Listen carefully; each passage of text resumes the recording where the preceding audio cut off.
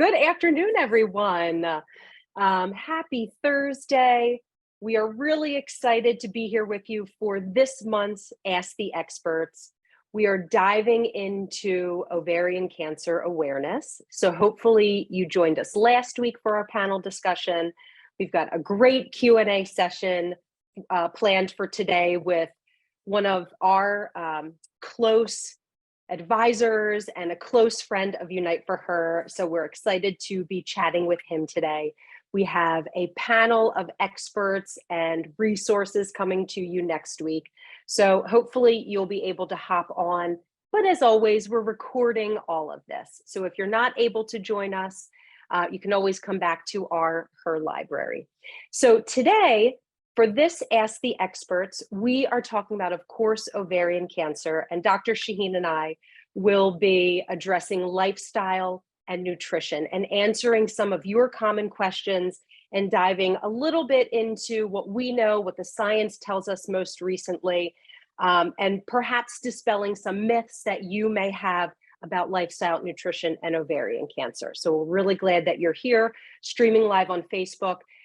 With that, please know that if you do have questions as you engage with us during our time, you're welcome to put them in the Facebook chat. We'll be answering them as we go by. And for those that may not know me, if you've joined our live events, you likely have seen my face before, but my name is Erin Pellegrin. I'm the Director of Culinary Nutrition and Education at Unite for Her.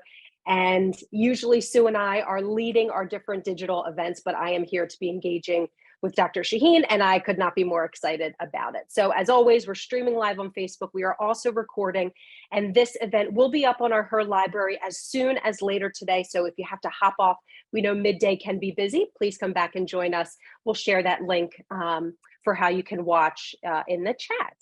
With that, I do want to give a little reminder for our second speaker series of the month happening next Thursday, the 28th.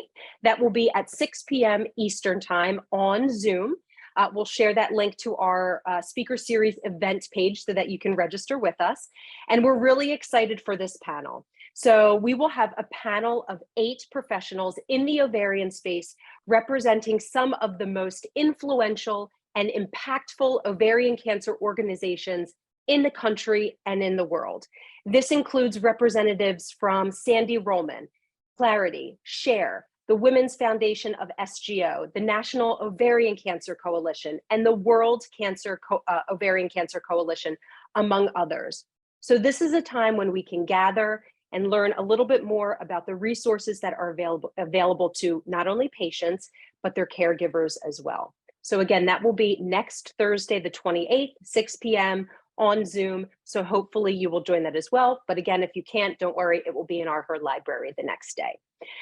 Before we jump in and I bring in Dr. Shahin, I also want to make sure that I do give a big thanks to our sponsor. So we could not bring you these panels and these experts without the support of our sponsors. So I want to give a big thanks to our presenting sponsor, West Pharmaceutical, with additional support from Daiichi Sankyo, Merck, Lilly, GSK, and Immunogen, because they really allow us to continue engaging and bringing you the best in the industry to serve our community and our members. So with that, I'd like to give a wonderful introduction to, like I said, a very close friend of Unite for Hers and a really important advisor, especially to our nutrition team, as you know, we often work alongside him and engage him with questions. So I'm really glad that he is here to answer your questions today. So let me bring on Dr. Shahin and tell you a little bit about why he is so amazing. So Dr. Shahin received his medical degree from Syracuse University before going on to complete his residency in obstetrics and gynecology. He completed 2 fellowships in advanced gynecologic surgery and gynecologic oncology at the University of Iowa hospitals and clinics. During this time, his research focused on P53 genetic mutations in ovarian malignancies, as well as phase 2 and phase 3 gene replacement therapy in ovarian cancer. Most recently, he was appointed chief of the Hanjani Institute for Gynecologic Oncology. This institute offers the expertise of teaching and clinical research institution and the personal involvement and accessibility of a community hospital. Dr. Shahin has published several manuscripts on the treatments of gynecologic cancers.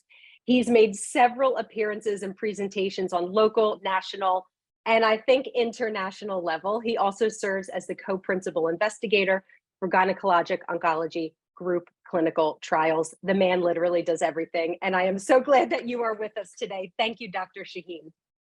Erin, it's nothing compared to what you do every day. And it's a really pleasure to be as part of this panel here today and interact with our patients that we take care of. So thank Yeah, you for inviting me and thinking of me. absolutely. Absolutely. So, we're diving into lifestyle and nutrition. I think a good place to start is maybe just broadly sort of sharing what we know about lifestyle and nutrition and how does that make an impact on ovarian cancer risk, recurrence? What do you know about that? Well, I think scientists have suspected for decades that nutrition is really an important influence on risk of developing cancer. And you can go back into early 1960s, seeing that cancer rates varied between populations and the diet they ate. And as people migrated from low risk to high risk countries, their chance of developing certain cancers went up or down, depending on which direction they moved. Um, this is really important because cancer is predicted to be the leading cause of death in every country by the end of this century. And so dietary influences are thought to be important in determining risk of developing cancer. Mhm. Having said that, I do have to say that um, we don't have really firm literature that really supports linking and ability to prevent or fight ovarian cancer. But there are, I always think of, patients who I treat. This is a good time to reset the clock and Yeah. look at what opportunities we may have to live a healthier life during treatment as well as survivorship. So Yeah. that's kind of the background on that. I just find it as an important opportunity to address this along with everything else that we address. Yeah.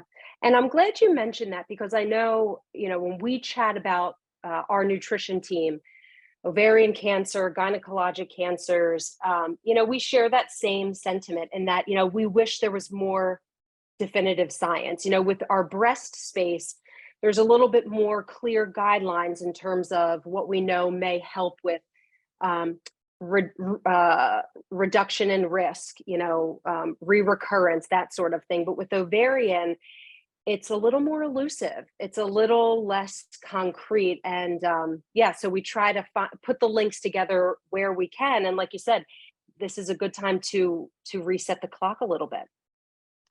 Yeah, and just touching on breast cancer for a second, because our organization obviously focused on that population as well, and there are also patients with ovarian cancer who suffer from breast cancer as well due Of to course. genetic risk factors. Much controversy has surrounded the hypothesis that high fat intake increases your risk of breast cancer. Hmm. But like you mentioned, there is some good observational studies that looks at this and sees that when you reduce the fat in diet, you actually decrease the risk of recurrence. Hmm. One of the biggest problems with this is that these studies have not been typically supported either by government nor by uh, like big pharma necessarily. So this Hmm. is individualized efforts through Hmm. people who really champion the right lifestyle, the right diet, and most of the studies tend to be retrospective, Yeah. looking at different cohorts that they follow. So as Yeah. you said, a lot more evidence in the breast cancer population and linked to diet. Yeah. Absolutely. We'll keep pushing for that research, though, for sure. Mhm. Okay, so diving into some questions that I know you typically get, and we often hear when we're connecting with our members. I think one of the most frequent questions we get is really, what to eat to avoid recurrence, especially post-surgery, after initial diagnosis, when a member is really looking at doing what they can to reduce risk. What do you typically say to your patients? So I think I try to avoid generalities. And I think when it comes to nutrition and diet, sometimes you really have to individualize the situation. Hmm. But my first thought is I want to understand from the patient what is the diet they actually are typically consuming, because that's a Hmm. good place to start.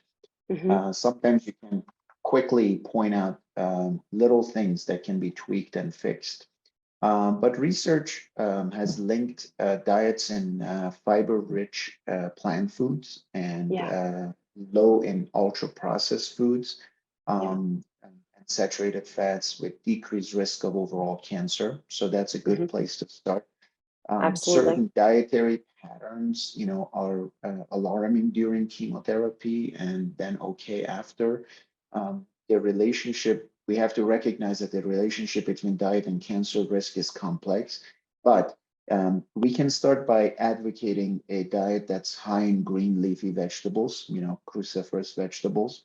We can Hmm. incorporate more allium vegetables in our diets. These include like garlic and onions and shallots and leeks and so forth. Um, Eating and minimizing actually red meat is probably at good advocacy there. And people are always asking, well, what about chicken and what about fish? And my first answer is know the source of your food. Hmm. And so, and don't do anything in excessive. I think looking at some of the cultures around the world, you want the fish or the meat to be the minor component on your plate, not Yep, the most component.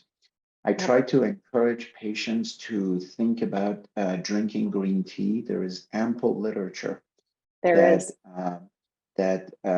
increasing your intake of green tea can have a significant beneficial effect on your overall health. Hmm. And then there has been in the US some links between whole milk and excessive dairy consumption with ovarian cancer. Now, you can find evidence in support or against it, but I can Hmm. tell you that avoiding whole milk or choosing some low fat alternative or even non dairy substitute probably is helpful for many of Hmm. our patients Hmm. because the dairy also has a lot of adverse intestinal effects on our patients. And then finally, I kind of remind them about vitamin supplementation, especially vitamin D. Especially in Northeast, we live in an Yeah. area with vitamin D deficiency. And again, their vitamin D, checking vitamin D levels and stuff was very hot in the last decade. It's losing its fad, so to speak. But I do think it's probably an important factor in the entire metabolic system. And so being closer to normal is probably better than being very insufficient or deficient in it. Right. And I know that that's a point absolutely that we bring up often, is really just speaking to with supplementation. Very few vitamins, minerals, nutrients might we suggest, but vitamin D is certainly one of them, but always getting those levels checked. I'm curious, one of the sort of nutrients that I tend to call out in the ovarian space that I've done a little bit of reading on is around the flavonoids. And there has been some good data behind how that could be risk reduction for overall ovarian cancer, reducing um, recurrence or time if there's progression. And so I know when I'm counseling, it's always calling out the reds, the purples, the berries for the anthocyanins, the citrus fruits for the flavonols. Definitely those leafy green vegetables as well. And it's really just speaking to that very plant forward way of eating, and really making space for whether or not that includes animal proteins, okay, but making more space for your plants in general. I think you're spot on. I couldn't agree with you more. I think about, when you go to the grocery store, and, I tell this to patients, hang around on the outer aisles, and that's where you start with that fruits and vegetables area, and look at the colors. Really think about how can you incorporate those colors in your dish, whether it's beets, whether it's blackberries, whether and obviously some things are seasonal, and you gotta utilize what's In season. Yeah. around in what season. I think about the purple potatoes, like how did it get that way? There is something in it that's probably Hmm. beneficial to your health. Um, the chemical is probably the same as what's in a pomegranate. Um, and your purple or orange or carrots. Again, all of these substances that you just called on is going to make your diet more full.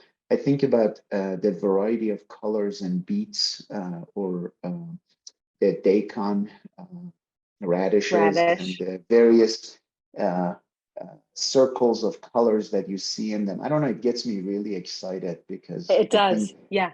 you're adding something to your diet that you would have missed otherwise. And honestly, through my medical career, never ever in any of the schooling this was mentioned. And it's a deficiency that I call out every day. We don't educate our physicians um, about nutrition, about a healthy diet, Yeah. and what better way to catch up. And most of the things that I know today, it's through essentially filling the gaps where it was absolutely necessary, because every patient asks me that question. Yeah. I do want to say cauliflower, even though it's white, it's actually in the Oh, cruciferous vegetable category, and it's no different absolutely. than broccoli. So don't judge the cauliflower because it's white. And I have to say, Dr. Sheen, tomorrow I'm doing a little cook demo live event, and I am making a cauliflower dish, and I feel like you would love it. So I'll send you Oh that yeah, recipe with yeah, the green I would goddess love that. pesto. It is delicious. Yeah. So I'll send that your way. But I would absolutely agree, the cauliflower. And it's funny you mentioned the colorful. In our CSA box, which is a great way to really learn about those different types of produce, we had some Kyoja beets in, and they were candy stripe, and they're just beautiful. It's not something you typically see at the grocery store, maybe at a farmer's market, but it's just an opportunity to really see the beautiful bounty of produce that's available to us. Yeah. Yeah. I've learned actually over the years that when you chop, cook, or chew these cruciferous vegetables, you have these chemicals called Hmm. glucosinolates. They break down into these isothiocyanates, and they are so helpful for prevention Hmm. of abnormal cells in our bodies. Hmm. So a great way to really fight bad cells. And again, is there a quick link between broccoli and ovarian cancer? No, I can't tell you that 100%. But why Yeah. not? Why not eat healthier diet Right. and start it with the diagnosis? Why not? Yeah. Yeah, absolutely. I mean, I think even, and we'll continue with questions in a moment, but I think when we're even speaking to incorporating more plants, even when we think of sort of secondary diseases that can occur, as a result of hormone depletion, we think of heart disease, we look at the risk between diabetes, overweight, obesity, and cancer risk. And so eating cruciferous veggies, plant forward, that supports all of that, right? So I mean, there's such a positive trickle down effect that you're right. Even if the definitive science isn't there, think of all the other ways that eating in that plant forward way is so supportive of overall health. The American Cancer Society actually has some really goals about the anti-cancer benefits of plant-based diet. And the Hmm. way I think about it is that it reduces inflammation. Hmm. You reduce inflammation, you're going to lower the risk of cancer as well as cancer recurrence. Secondly, if you diminish your insulin response, Hmm. which happens the minute you kind of incorporate more plant-based in your diet, that's Yeah. helpful for fighting cancer. Yeah.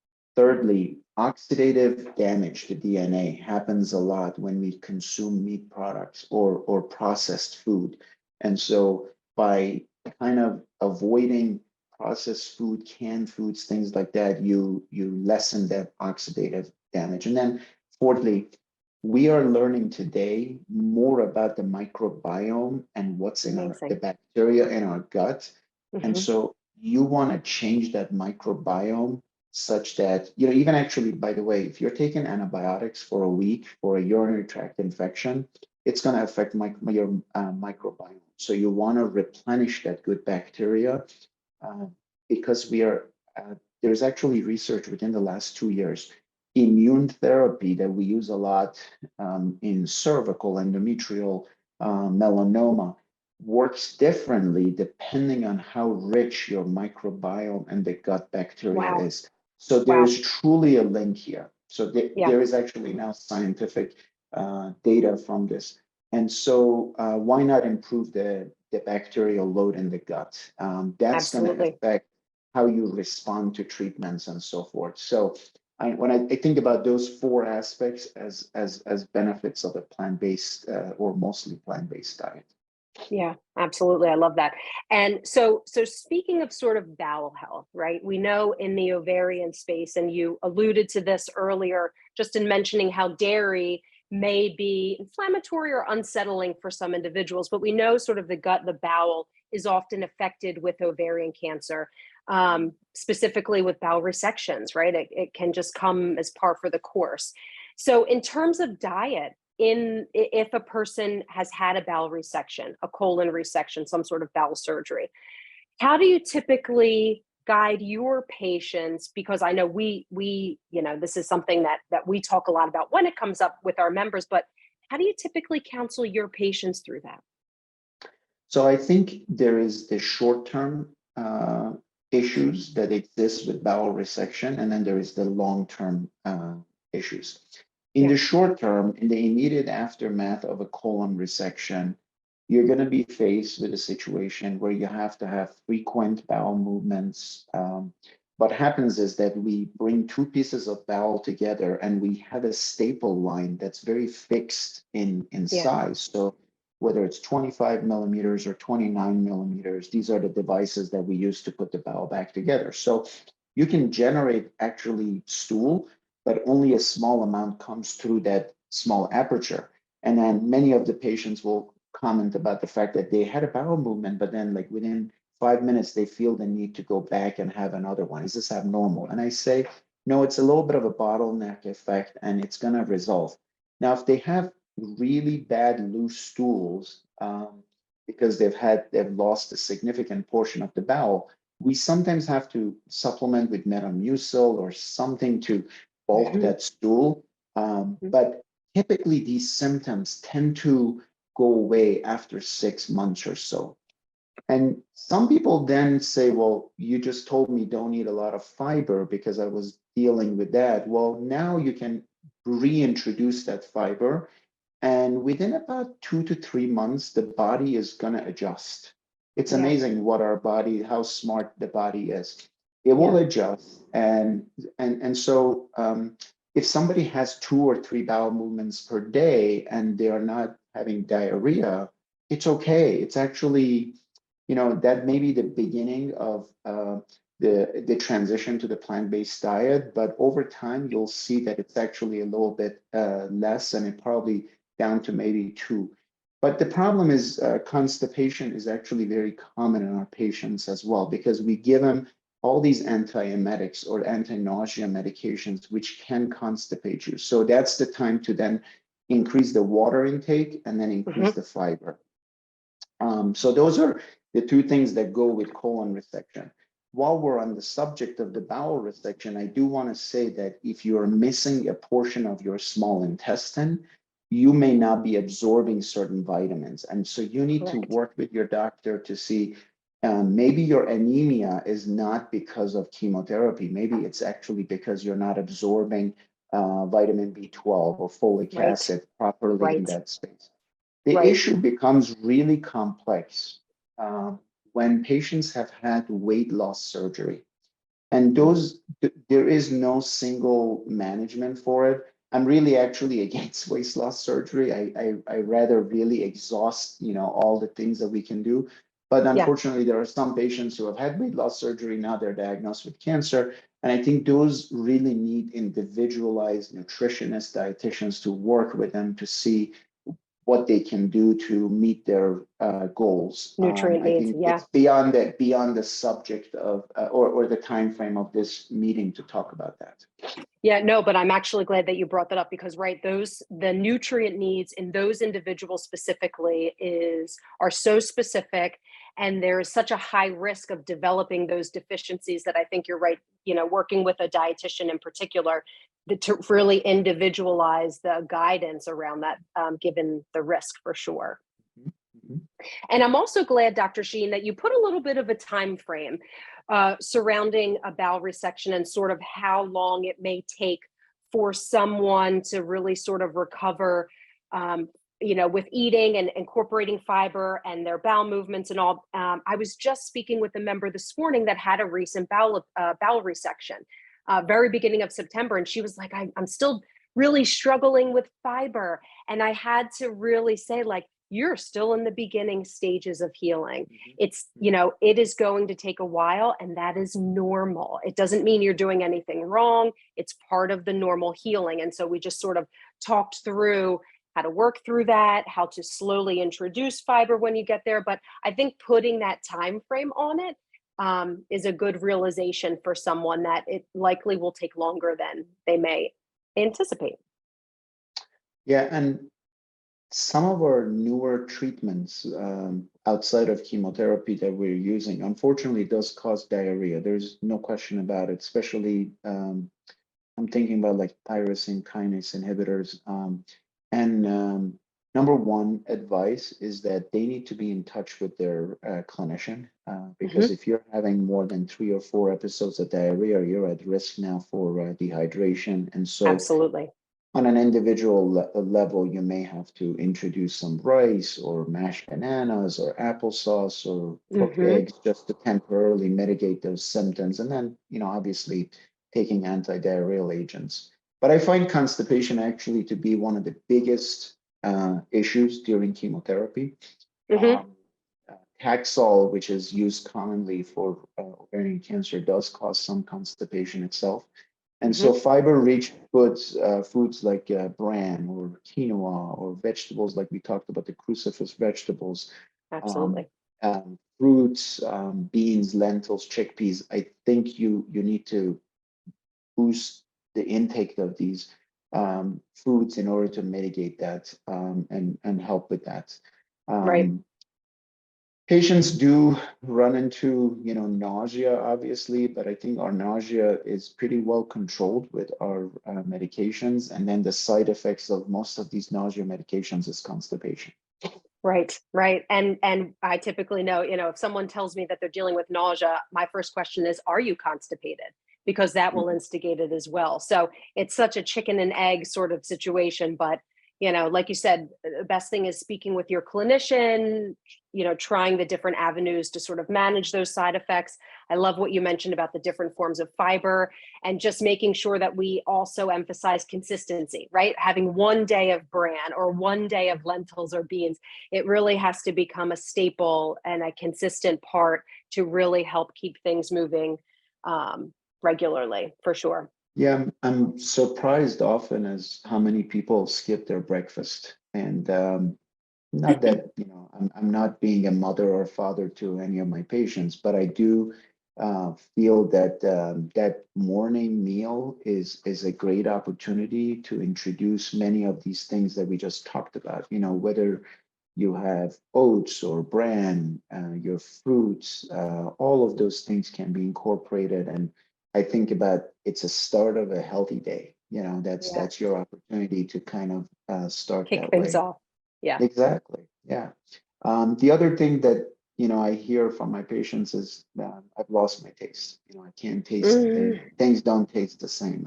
And I Yeah. think this is your opportunity to be creative. And I tell people try some lemon or lime or mint, maybe sugar, honey, or spices. And actually, sometimes you gotta kind of awaken the dead The parts of palate. your tongue. Yeah. Yeah. Many of us, taste is linked to smell.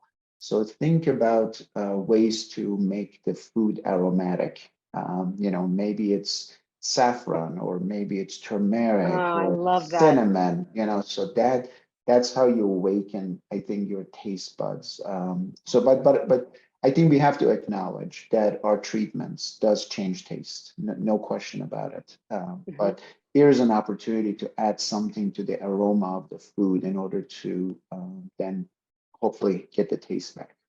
I love that suggestion, Dr. Shaheen, just really, leaning into the aroma of food and seeing what that can sort of conjure up from a taste perspective. I love calling that out. Speaking of treatment and chemo, let's sort of look at dietary restrictions. So, um, are you often advising your patients on certain chemo regimens to have particular dietary restrictions at all? It's a great question. So when we think about chemotherapy, there's going to be instances where your immune system is not as at its best. So you may have low white blood cell counts, no low neutrophil counts, and so there I'm worried about a lot of raw fruits and raw cheeses, because uh, food that's, dairy that's not pasteurized can introduce potentially problematic events for our patients. I do specifically say, try to avoid sushi, raw fish during the course of chemotherapy. Mhm. And so, introducing cooked food is probably better than raw food. And hand washing, I can't emphasize how important it is to do hand washing, washing the fruits and vegetables that you get, Absolutely. Yeah. to make sure that that's okay. So those are, I think, the big areas just to be cautious about. I don't necessarily restrict them. Actually want them to have a breadth of food that they have access to. But this just raw and unpasteurized foods is what worries me most. I will say something. Kombucha. Kombucha is, as Ah. you know, has like live bacteria in it, right? Mhm. Um, some people think it's healthy. I gotta drink this. I saw it on Whole Foods, so I gotta have it. And I'm like, that's actually one you want to avoid during chemotherapy. So I recently run across this with a patient. So it just came to my head as we were talking.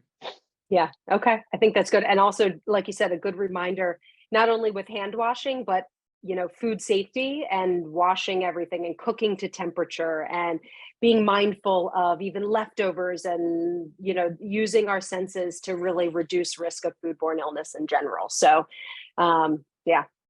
This gives me a chance maybe to ask you this, because you face this a lot. You Hmm. get these CSA vegetables, right? Do Hmm. you Yep. treat that any differently than if you would buy the veggies at, let's say, a grocery store? Like, how do you handle them differently? Do you think I do one not. is okay? No, I do not. So and they're not coming pre-washed. I mean, with our CSA or with our vegetable delivery, there might be some gentle washing that they're doing, so they're not filled with dirt.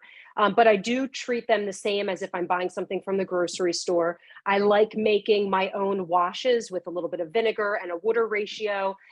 For hard-skinned produce, I will use a little bit of gentle dish soap or my own sort of washer.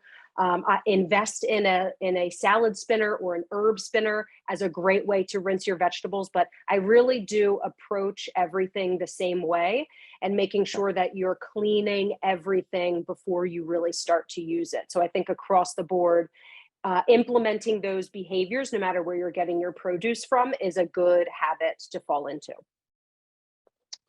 As we were talking, you had just asked me whether there is certain things I tell patients to avoid. I stand firmly that at this time in 2023, we have some hard evidence that our cold cuts and cured meats have been linked to cancer development. Mhm. And I strongly advise each and every patient to avoid, sausages, pepperonis, and hot dogs, things that you cannot name the ingredients. Mhm. I think you're asking for trouble. And now there is some really good long-term literature and literature both from Europe as well as US, where excessive consumption of these cured meats have Mhm. been associated with cancer. Not specifically ovarian cancer, but I have to believe it's real because it's been reproduced. And so I do try to emphasize that as one of the things that they should Yeah. avoid. As does our team. Yeah, like you said, there's very few things that we really strongly recommend avoiding, strongly reducing, and certainly preserved meats, lunch meats, that sort of thing is right at the top of the list for sure. Yeah, it used to Um, be like, like you think like, oh, let me have a turkey sandwich. Get a piece of fresh turkey breast to put in your sandwich as opposed to the cured right, meat. I think right. that's the way to go if you're gonna have turkey. Yep, yep, absolutely. Do you want to speak a little bit about just food, nutrients, drug interactions? I know grapefruit comes up quite a bit. Our PARP inhibitors, that class of medications. I know in our breast community, we speak to Ibrance with that interaction. Do you want to speak a little bit just to really being specific with grapefruit, depending on the regimen a person is on? I think I want to just take the opportunity to say that hydration in general is extremely important. I try to tell our patients to drink about 2 liters of water, Hmm. and just drink regular water. I think it's the healthiest way to go. Hmm. Um, some of us have grown up just being used to having a juice, in the morning or something. And um, I've come to conclusion after much research that, actually having the orange is probably healthier than the orange juice. And Yeah, so, because as you chew and eat that orange, you're getting the fiber and all these excellent things that you might be missing if you just drink orange juice. Secondly, when you drink a lot of juices, you're actually consuming all these calories. So if you think about like a bottle of orange juice, it requires you to put in like 10 oranges to make that bottle of juice. There's no way that you could sit down in one setting and eat all of those oranges.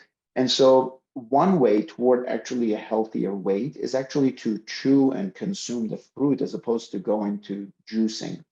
yeah, But particularly about grapefruit juice, for whatever reason, grapefruit juice tends to interact with a whole host of a lot. medications. Yeah. So I would kind of say avoid it. Just avoid it. It's simpler. We do have olaparib specifically interacts poorly with Seville oranges.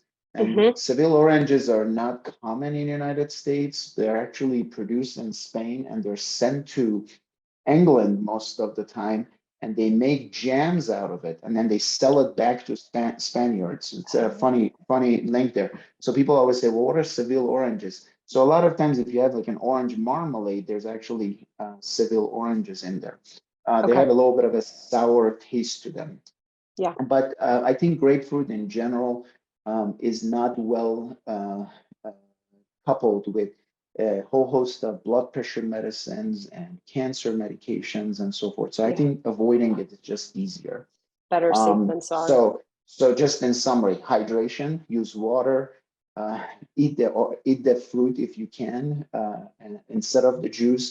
Um, I would be remiss if I didn't mention that alcohol, because I Hmm. think of alcohol also in the drink category. Hmm. Um, we don't have specific literature linking alcohol and ovarian cancer, but we do know that consumption above like 2 glasses per week, even in the breast cancer, we have seen increase in the number of recurrences or even Yeah. developments of breast cancer. So I think Yeah. limiting the alcohol, increasing the water, eating the real fruit as opposed to the juice, and avoiding the grapefruit would be my advice. I love that. I love that. Okay. I know we've got a few minutes left. We've done a lot of talking about nutrition. I do want to ask one question. One question we also received from one of our members is about exercise. So, can you speak to exercise in relation to neuropathy that we know is a side effect of many treatments and medications our members may be on. But also, one of our members posed a question: what can she do to reduce the joint pain that she experiences from her aromatase inhibitor that she takes to prevent or reduce her risk of ovarian cancer recurrence? So those are all great questions. So when I generally counsel a patient about exercise, the data today says that a healthy lifestyles include about 180 minutes of exercise per week. So I break it down into 5 sessions of 45 minutes each. And it is time that you're investing in the health of your body. I don't know of anything else that we do that's this important. Yeah. Now, regular exercise has actually been associated with decreased stress, better sleep, better relationship with your family and spouse and children. And so people always come up with an excuse that I can't do this because I'm doing X, Y, and Z. And so there, and actually your work productivity is going to be better. Whether you're going to read and concentrate on something, it's going to be improved if you're exercising. And I think when we say the word exercise, the first thing we think about is running, marathon, or something really high Right. strenuous. Yeah. Walking is the simplest thing that we do. All you need is shoes and clothes, hopefully, and you just go on. And we know that introducing 30 minutes of walking per day almost reduces and can potentially eliminate your risk of diabetes and the way you process sugar. I will say that I just watched this Netflix series on blue zones, and Amazing. Blue Zones is a book that's been around, and they have looked at um, populations around the world that have easily progressed into their 90s and hundreds, centenarians, so to speak. And they exercise as part of living. So they went to this village in Sardinia, and it's basically a hill, and you have these 80, 90-year-olds as part of going to the store to buy their bread and coming back home, going through these number of steps. And interestingly figured that the ones that have higher steps and the elevation correlated with their longevity. It's Yeah. amazing to me. The Amazing. Japanese, where they're basically like they're on their feet and their ground, they're gardening and so forth. Again, that's exercise. I have witnessed this in my own practice. All my patients who are living into their older years and they're being healthy, they seem to crawl around their gardens and be outdoor and do stuff. So that's a form of exercise. Now, Yeah. there are benefits to group exercise. Certainly, if you're cycling together or you're attending a yoga together or something like that. So going back to your question, I'm sorry I digressed. That's Uh, okay. Neuropathy is really problematic. And we have a lot of patients that we cause neuropathy because we give them Taxol, any of the platinums. Yeah. And so we don't have tools to avoid neuropathy. The best thing that I can do as a clinician is to hold the dose or reduce the dose. Obviously, we want to do it in a conscious fashion to make sure that we are not under treating our patients. But once neuropathy sets in, we need to make sure the vitamin B levels are addressed because B6 deficiency can increase neuropathy. We can address the pain by giving you, neuropathic pain medications such as Neurontin or Lyrica or something like that. But one of the recent evidence is that if you exercise, any form of exercise in a sustained fashion, like I said, for that 5, 6 times a day, patients tend to do better. So I do prescribe physical therapy for those patients. And as part of Great. physical therapy, they're essentially exercising, Hmm. um, Hmm. and, some people say, well, I'm not sweating, and you are exercising, by whether you're working with your hands or whether you're working on your feet. I think all of that exercise has been shown to benefit patients. The last question you asked, which is there's a specific class of medications which are called aromatase inhibitors. We use them a lot in breast cancer and also low-grade ovarian cancer. They have a known side effects of causing joint pain. Yeah. I don't have a perfect answer for that. So I use Celebrex sometimes to reduce the joint pain. Mhm. I've used maybe about 30–40% success using Claritin, which I have no idea why it works, but it does seem to work. And then sometimes you have to just switch that aromatase inhibitor. So if you're giving somebody, let's say, letrozole, and that's what's causing it, maybe switch to Arimidex or some other form of medication. It depends on what you're experiencing. So those are my comments about that. That's a tough one, and I Yeah. think probably the breast cancer doctors are better positioned to answer that question because they just have such a large number of patients on that. I sometimes go to my colleagues and I ask, what trick do you use, for patients who are experiencing that joint ache? If it's really inflammatory pathway, I haven't used this, but I have to believe turmeric may be helpful in that Hmm. situation. But Hmm. you can Hmm. try it. It's not harmful, taking Okay. a turmeric supplement, maybe. Yeah. But definitely still encouraging movement in general, especially with joint pain. I would think some sort of non-impactful even movement.